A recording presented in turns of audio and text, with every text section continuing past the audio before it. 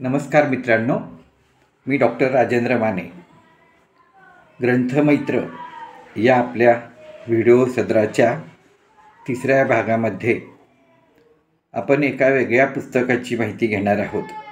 त्या पुस्तकाचं नाव आहे धडक बेधडक आणि हे पुस्तकाचे लेखक आहेत घनश्याम पाटील. चपराक प्रकाशनचा हे लेखसंग्रह आहे हा.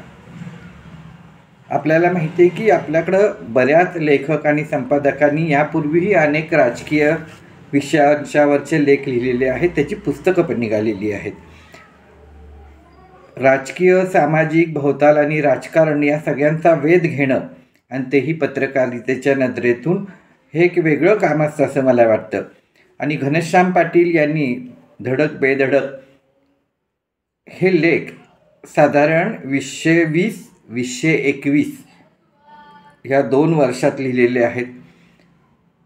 त्यामुळं त्या 2 वर्षामध्ये ज्या राजकीय घटना घडत होत्या त्या घटनांचं प्रतिबिंब या सगळ्या लेखात तर दिसतंच, पण त्याचबरोबर राजकारणातली जी व्यक्तिमत्व आहेत त्या व्यक्तिमत्वांच्या मधील वागणं त्यांचं किंवा विचार करणं आणि प्रत्यक्ष समाजासमोर येणं या सगळ्याचा एक प्रवास त्या लेखांच्यामधून होतो. अर्थात हे सगळं घनश्याम पाटील यांच्या दृष्टीतून हे सगळे लेख उतरलेले आहेत. पण मला असं वाटतं की अशा पद्धतीचे राजकीय वैचारिक लेखसंग्रह जे असतात ते वेगळ्या अर्थानं त्या काळाचा दस्तऐवज असतात. अर्थात या त्यांनी मांडलेल्या विचारांच्यावर, व्यक्त केलेल्या विचारांच्यावर प्रतिवाद ही होऊ शकतो, पण त्या वैयक्तिक माणसानं किंवा त्या पत्रकार लेखकानं समाजाकडं पाहून केलेलं हे त्याचं चिंतन असतं आणि ते काही गोष्टींनी महत्त्वाचं असतं, कारण त्यावेळेचा तो एक समाजाचा घडलेल्या घटनांचा एक तुकडा असतो किंवा दस्तऐवज असतो. काळानुसार हे सगळं बदलत जातं. राजकीय घटना तर नेहमीच काळानुसार बदलतात हे आपल्याला माहीत आहेत की आत्ताही ते हे लेखसंग्रह वाचताना जाणवतं की त्याच्यानंतर 2021 नंतर खूप बदल राजकारणामध्ये झालेले आहेत. काही पक्ष फुटले, काहींचे दुसरे पक्ष निर्माण झाले, हे सगळं तुम्हाला माहिती आहे. पण या लेखांच्या बरोबर पाहताना मला नेहमी वाटतं की हा एक विचारांचा त्या काळातला जाणता प्रवास आहे असं म्हटलं तर हरकत नाही.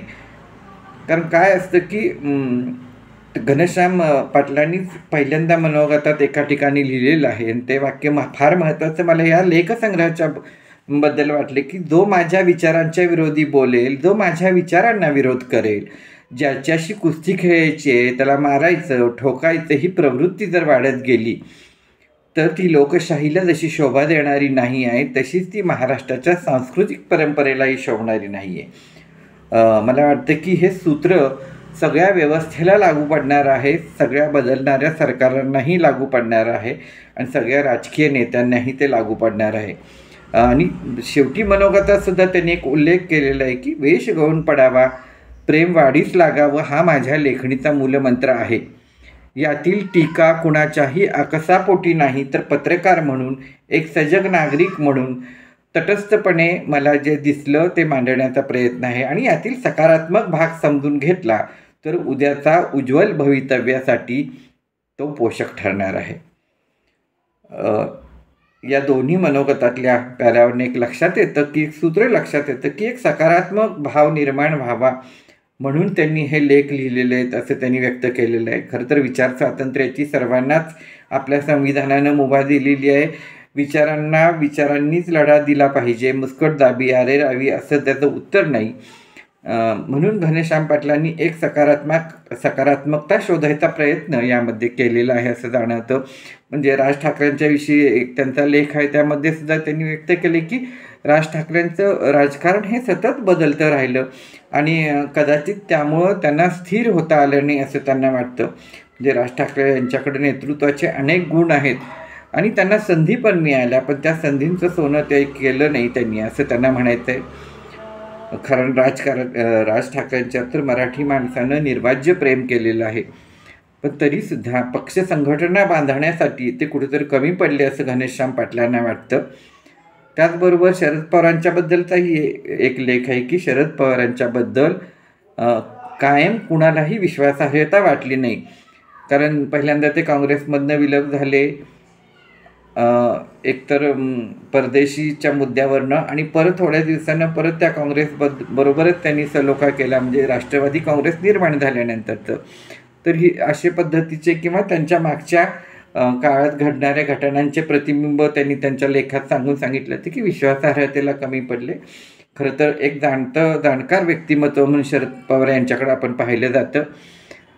त्याचबरोबर उद्धव ठाकरेंच्याबद्दलही त्यांनी लिहिले की बाळासाहेब ठाकरे असताना जी शिवसेनेची निष्ठा मूल्य होती ती पुढं उद्धव ठाकरे यांच्या काळात किंवा आदित्य ठाकरेंच्यापर्यंतच्या काळात राहिलीत का, हा प्रश्न त्यांनी निर्माण केलेला आहे. आणि शेतकऱ्यांच्यासाठी, कामगारांच्यासाठी, मराठी भाषेसाठी शिवसेनेनं नंतरच्या काळात काय केलं याचं स्पष्ट उत्तर मिळायला पाहिजे असं घनश्याम पाटील यांना वाटतं. सुप्रिया सुळे यांच्याबद्दल सुद्धा लिहिताना ते म्हटले की संसद रत्नसारखा मोठा पुरस्कार सुप्रिया सुळेंना मिळाला, पण तरीसुद्धा जेव्हा काश्मीर प्रश्न आलेला होता तेव्हा मात्र त्या राष्ट्रवादीची भूमिका ठोसपणे मांडू शकल्या नाहीत असं घनश्याम पाटलांना वाटतं. सुप्रियाताईंना अनेक संधी निर्माण करून दिल्या गेल्या राष्ट्रवादीच्याकडून की त्यांनी आणखीन जाणता नेता म्हणून पुढे यावं, पण या सगळ्या संधींचा फायदा सुप्रियाताईंना घेता आलं नाही असं त्यांना वाटतं.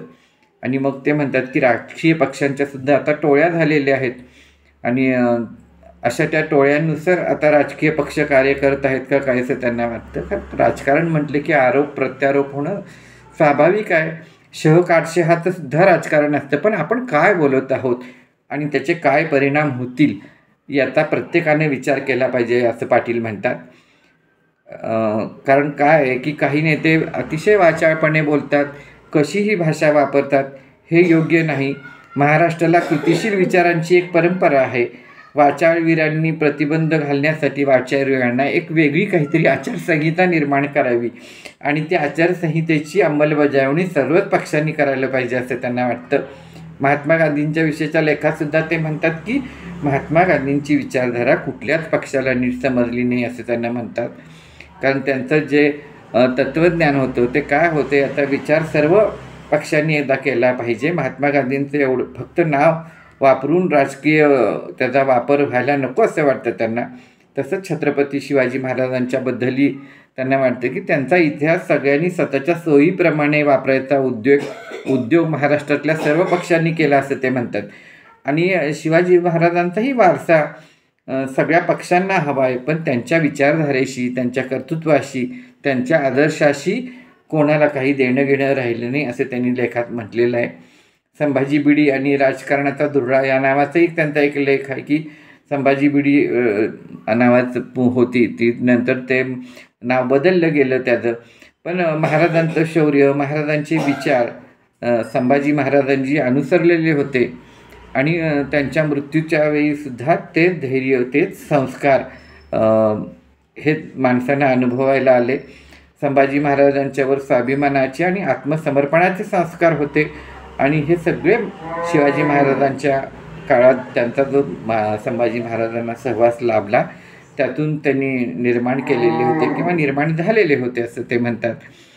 विधान परिषद बरखास्त करा असा नावाचाही ते एक लेख आहे की विधान परिषदेत हल्लीच्या काळी 5-10 नामवंत लेखक, शास्त्रज्ञ, कायदेतज्ञ, संपादक असे काही आहे का असं ते विचारतात. विधान परिषद म्हणजे केवळ पांढरा हत्ती पोचणे आणि आपल्या राज्याला, आपल्या सरकारला हा पांढरा हत्ती पोचणे हे परवडणारे नाही असं पाटलांना वाटतं. आंदोलनातून संसद सार्वभौम नाही तर आंदोलनकर्ते सार्वभौम आहेत का असं स्थिती निर्माण झालेली आहे असं ते वाटतात. आणि हे अतिशय वाईट आहे असं त्यांना वाटतं. म्हणजे महात्मा गांधींनी आंदोलन सुरू केलं, त्यात हिंसा नव्हती, पण सध्याच्या आंदोलनात जर हिंसा होत असेल तर ते त्वरित थांबवलं पाहिजे.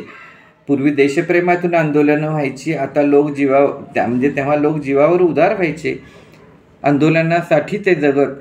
सध्या मात्र आंदोलनावर लोक जगतात असं मत पाटील यांनी व्यक्त केले.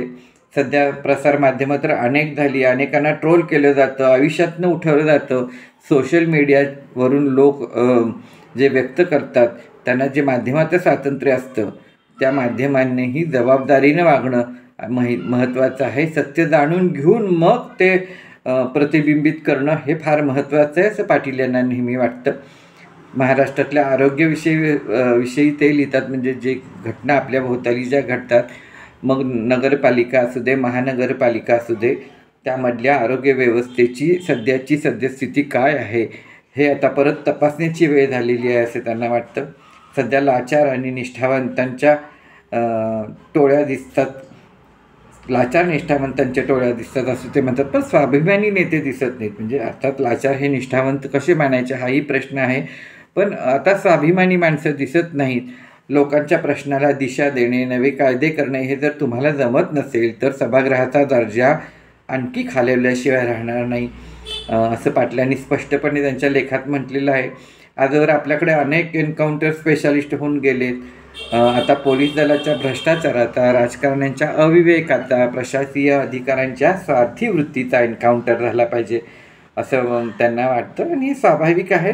सर्वसामान्य माणसांच्या काही दृष्टिकोनही यात डोकावल्यासारखे वाटतात. चांगल्या लेखकांच्या पाठीशी समाजानं कायम उभं राहिलं पाहिजे, तरच चांगले लेखक पुढे येऊ शकतील. मराठी भाषा दिन साजरा करताना आपण फक्त भाषेविषयी किंवा चिंता व्यक्त करणे किंवा फुकाचा अभिमान बाळगणे यापेक्षा काही मूलभूत चिंतन आपल्याला जर काही करता आलं तर बरीचशी परिस्थिती बदलता येईल असं त्यांना वाटतं.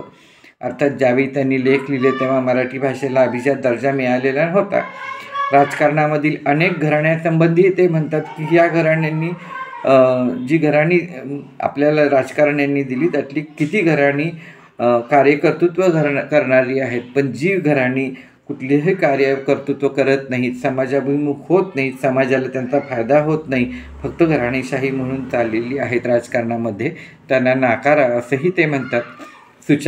सुशांत सिंग राजपूत यांच्या मृत्यूबद्दलही त्यांनी जे गूढ निर्माण झालं त्यावरही त्यांनी भाष्य केलं आहे की प्रशासन कसं राबवायचं, विरोधकांच्या फायली कशा तयार करायच्या आणि त्यांच्यावर नियंत्रण कसं ठेवायचं हे काही वेळा या सगळ्यातून सामोरी येत जातं. तर असे अनेक लेख आहेत ज्यामध्ये घनश्याम पाटलांनी वेगवेगळ्या पद्धतीनं प्रकाश टाकायचा प्रयत्न केलेला आहे. म्हणजे अगदी संभाजी भिडे यांच्यावर सुद्धा त्यांनी लिहिलेलं आहे की या वयात कुणाच्या तरी सांगण्यावरून एजंटगिरी करता का काय, अशा पद्धतीने वागू नका. वयानुसार तुम्ही भ्रमिष्ट झाला हे म्हणजे भ्रमिष्ट झाला का हे कळायला मार्ग नाही असं ते म्हणतात. एक शिवप्रेमी म्हणून आमच्यासाठी हे सगळं तटस्थपणे पाहणं वेदनादायी आहे असंही पाटलांना वाटतं. मला वाटते की हे सगळे लेख ज्या काळात लिहिले गेले त्या काळाचा बराचसा प्रभाव आणि परिणाम या सर्व लेखांच्यावर आहे. मी मगाशीच म्हटले की नंतर सगळं बदलत गेलं, यातल्या काही घटना बदलल्या, काही पक्षांची मोडतोड झाली, नवीन पक्ष निर्माण झाले. त्यामुळं ह्या घटनांच्याकडं पाहताना त्या 2 वर्षाचा दस्तऐवज म्हणून पाहायला हरकत नाही, कारण नंतर अनेक संदर्भ हे नेहमीच बदललेले जातात. तर त्यामुळं त्या वेळच्या कालावधी बघूनच आपण या सर्व लेखांच्याकडे पाहायला पाहिजे. आणखीन खरं तर घनश्याम पाटील हे अतिशय चांगले पत्रकार आहेत, संपादक आहेत आणि त्यांनी त्यांच्या नजरेतून या घटनांच्याकडे पाहून चिंतन केलेलं आहे. हे धीट निर्भीड पद्धतीनं समाजासमोर मांडलेलं ही त्यांची व्यक्तता ही स्पष्ट असणारी अशी व्यक्तता आहे. म्हणून धडक बेधडक हा लेखसंग्रह आवर्जून वाचकांनी वाचावा असं वाटतं. काही वेळा वाचकांच्या मनातली प्रतिबिंबही त्यात त्यांना दिसू शकतील, पण हे सगळं घनश्याम पाटील यांच्या नजरेमधून आलेलं आहे याचंही वाचकांनी भान ठेवलं पाहिजे. याच्यावर प्रतिवाद होऊ शकतो हेही भान ठेवलं पाहिजे, पण हे विचार आहेत आणि दुसऱ्याचे विचार समजावून घेणं ही एका सुज्ञ संस्कारीपणाचं एक प्रतिबिंब असतं असं मला वाटतं. त्यामुळं धडक बेधडक हा लेखसंग्रह आवर्जून सगळ्यांनी वाचावा. हा चपराक प्रकाशनतर्फे प्रकाशित झालेला आहे आणि घनश्याम पाटील हे त्याचे लेखक आहेत. सर्वांनी ह्याचा आस्वाद घ्यावा. धन्यवाद.